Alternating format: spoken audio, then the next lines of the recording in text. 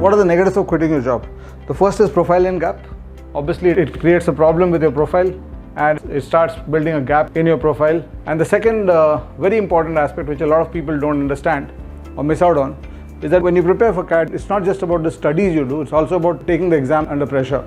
So when you're talking about taking exam under pressure, if you're in a job and you have a fallback option, pressure while taking the test goes down. Whereas if you quit your job and put everything into that basket of CAT prep, then the pressure of the exam goes up drastically. You need to take into account the key question. So what do? The first and foremost ideal solution is to take a 4 to 6 month break and move from one job to another. Anyway, when you quit job and go to the next job, you take a 1 to 2 month sabbatical or break. So make that 4 to 6 months, make sure that you finish your preparation during that time, and then you don't have the pressure also, and you have got the time and the focus while doing your preparation during this 4-month break.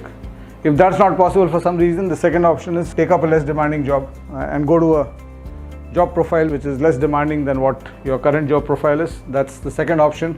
But for some reason, if these solutions do not work for you and you are in a 0-1 situation, you have to either continue the job or quit the job. If that's the only two options, then you have to ask this key question to yourself. The question is, will I be able to manage my studies? Will I be able to manage my portion completion without quitting my job? If the answer is yes, then you just please go ahead and continue your job and complete this, because on the other part of your preparation in terms of test taking, the pressure will be less if you are in your job still. And options that you have, of course, is stretch yourself a little bit more for the next 4 months, push off the need to take breaks for 4 to 6 months, tell yourself कि November के बाद break ले लेंगे, and so on. And last but not least, if not, then you take the break. But if you're taking the break, make sure that you also take care of a profile during that time, because otherwise you're starting to build a profile in a gap and you'll be asked about that in the interview.